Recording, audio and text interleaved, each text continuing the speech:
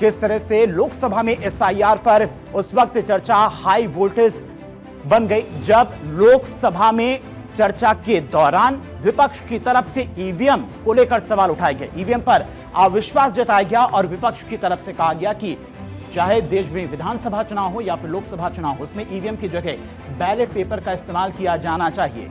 हालांकि ballot paper के इस्तेमाल को लेकर विपक्ष की तरफ से जब अविश्वास जताया गया तो उसका गृह मंत्री अमित शाह ने जवाब दिया और बताया कि किस तरह से एसआईआर कराकर वोटर लिस्ट में शुद्धिकरण की यह प्रक्रिया पहले से भी चलती आई है और यह कोई नई बात नहीं। करारा जवाब दिया गृह मंत्री अमित शाह। पूरे लोकसभा चुनाव हमारे समय में ईवीएम का उपयोग हुआ, लाए राजीव गांधी वहां से लेकर 2004 तक। और 2004 के चुनाव में कौन जीता भाई? वो जीत गए। उस वक्त ईवीएम की चर्चा बंद। 2009 का चुनाव हुआ, पूरा ईवीएम से हुआ, ये जीत गए, चुप्पी साध ली। 2014 में सब हम जीते तो कौ चालू कर दी वो सरकार। मान्यवर, ये क्या है? जब कानून आप लाए, मशीन आपने इंट्रोड्यूस किया, चुनाव आप पहला जीते मशीन से, दूसरा चुनाव जीते, मौत से 10 साल राज किया और हार गए तो फिर रोते हैं। मान्यवर, कोई गलती नहीं है तो लोग विरोध क्यों कर रहे हैं? फिर मुझे याद आया कि मान्यवर, जब इनके जमाने में चुनाव होते थे, बिहार और यूपी में सरकारें बनाती होती थी, पूरे के पूरे वोट के बक्से हाईजैक कर लिए गए। ईवीएम आने से ये बंद हो गया, ईवीएम आने से बंद हो गया। और मान्यवर, चुनाव की चोरी बंद हुई है, इसलिए पेट में दर्द हो रहा है। दरअसल विपक्ष की तरफ से तमाम नेता बैलेट पेपर से चुनाव कराने की मांग कर रहे हैं। देश की सियासत में एक बार फिर से सबसे बड़ा सवाल जोरों पर गूंज रहा है, ईवीएम से वोटिंग या फिर बैलेट पेपर की वापसी। संसद से लेकर सड़क तक विपक्ष की तरफ से लगातार ईवीएम को लेकर हंगामा किया जाता रहा है और आज संसद में भी भारी हंगामा किया गया विपक्षी दलों की तरफ से, विपक्षी नेताओं की तरफ से, और कहा गया कि ईवीएम की जगह देश में बैलेट पेपर से चुनाव होने चाहिए, जिस पर गृह मंत्री अमित शाह की तरफ से करारा जवाब भी दिया गया। उन्होंने कहा कि पहले भी ईवीएम से चुनाव होते रहे और सबसे पहले 2004 में जब ईवीएम का देश में इलेक्शन के दौरान इस्तेमाल किया गया था, उस वक्त कांग्रेस की सरकार थी और चुनाव के बाद में कांग्रेस की सरकार आई थी। हालांकि कई और विपक्षी नेताओं ने ईवीएम पर अविश्वास जताया। अखिलेश यादव समेत तमाम दलों ने कई सारे सवाल खड़े किए। सुन अध्यक्ष महोदय, मेरा भी सुझाव है कि इलेक्शन बैलेट पेपर से होना चाहिए और इसलिए होना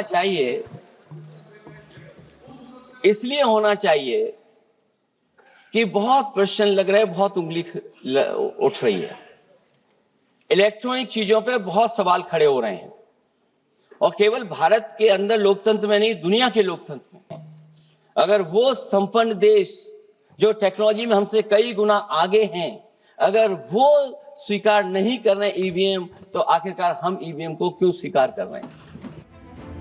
विपक्ष ने ईवीएम की विश्वसनीयता पर सवाल खड़े किए तो जवाब सत्ता पक्ष की तरफ से आया। ट्रेजरी बेंच ने पूरे आत्मविश्वास के साथ में बताया कि देश के लिए ईवीएम क्यों जरूरी है, क्यों यह सिर्फ एक मशीन नहीं बल्कि चुनावी प्रक्रिया की गति और पारदर्शिता और भरोसे की रीढ़ बन चुकी है।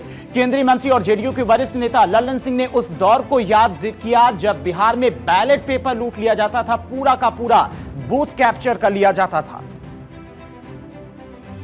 आपको अगर 10 साल तक बिहार देश की जनता ने आपको अगर सत्ता में बैठा दिया तो ईवीएम ठीक है, और लगातार प्रयास करने के बाद भी आपको जनता स्वीकार नहीं कर रही है तो ईवीएम गलत है।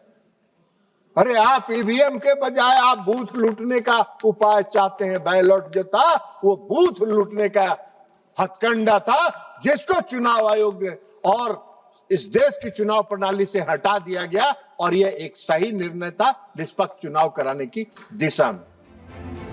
वहीं बीजेपी सांसद निशिकांत दुबे तो एक कदम और आगे बढ़ गए। जिस ईवीएम को विपक्ष सवालों के घेरे में लाया, उस ईवीएम को हथियार बनाकर निशिकांत दुबे ने विपक्षी नेताओं को निशाने पर लिया। उन्होंने ईवीएम के बारे में सिलसिलेवार तरीके से बताया और कहा कि आज देश में ईवीएम की शुरुआत कांग्रेस के शासनकाल में हुई थी, लेकिन अब कांग्रेस की वही नेता सवाल उठा रहे ईवीएम पर।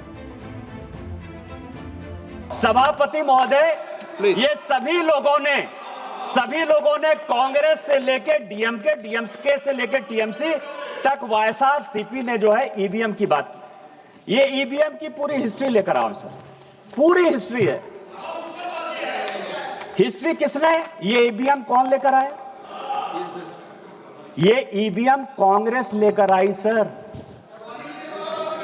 पहली बार ईवीएम, आपकी जानकारी के लिए, 1987 में पायलट प्रोजेक्ट के नाते राजीव गांधी जी लेकर आए। ये ईवीएम की पूरी हिस्ट्री है।